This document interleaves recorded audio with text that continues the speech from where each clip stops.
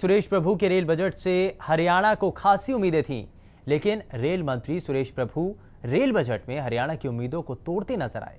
हरियाणा की कई ऐसी मांगें थी जिनको पूरा होने की उम्मीदें थी, ऐसा कुछ हुआ नहीं। जरा देखिए।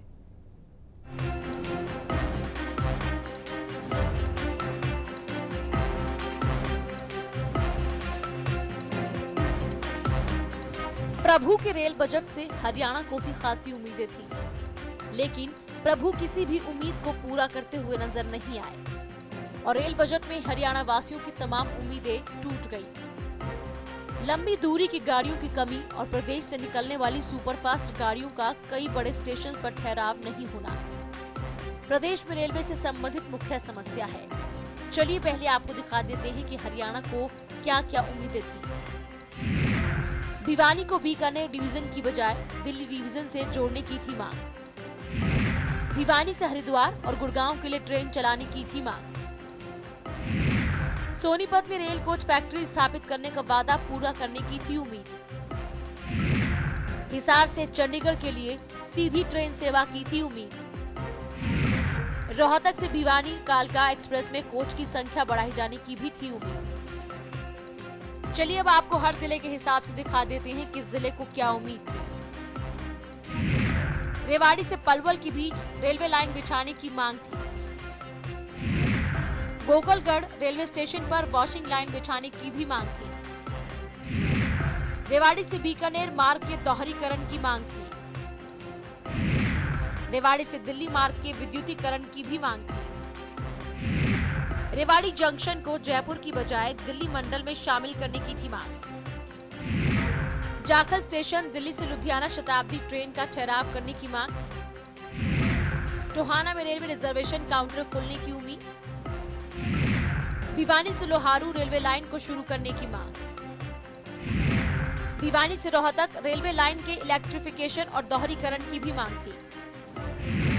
भिवानी से लुधियाना और खाटू श्याम के लिए ट्रेन की थी मांग। लंबे रूट की गाड़ियों की मांग थी। सिरसा में वॉशिंग सेंटरों की स्थापना करने की भी मांग सिरसा में थी। सिरसा को राजस्थान और पंजाब के शहरों से रेल मार्ग के जरिए जोड़ने की भी उम्मीद थी। रेल कोच फैक्ट्री की स्थापना की उम्मीद थी।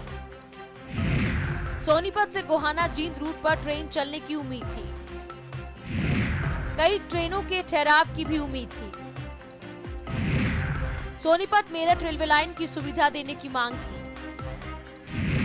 जींद में रेलवे कोच फैक्ट्री की थी उम्मीद। जींद से सोनीपत के बीच जल्द रेल सुविधा की उम्मीद थी।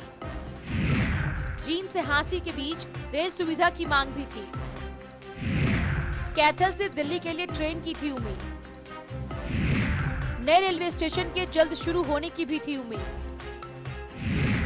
चंडीगढ़ के लिए सीधी ट्रेन सेवा शुरू करने की मांग थी लोगों की।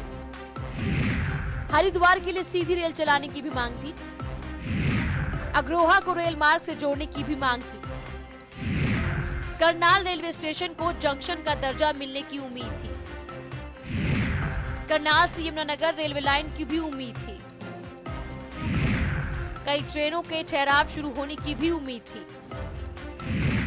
पटियाला पिहोवा यमुनानगर रेल मार्ग शुरू होने की उम्मीद थी। कुरुक्षेत्र कैथल रेल मार्ग का विद्युतीकरण किए जाने की उम्मीद थी। रोहतक महम हांसी के बीच रेल सुविधा की मांग थी। जाहिर है सुरेश प्रभु से हरियाणा वासियों को उम्मीदें थी, बड़ी उम्मीदें थी। हर जिले की अपनी अपनी मांगे थी, लेकिन प्रभु हरियाणा वासियों की ज्यादातर मांगों पर ध्यान न देते हुए उन्हें सिर्फ और सिर्फ तोड़ते नजर आए। ब्यूरो रिपोर्ट, जनता टीवी।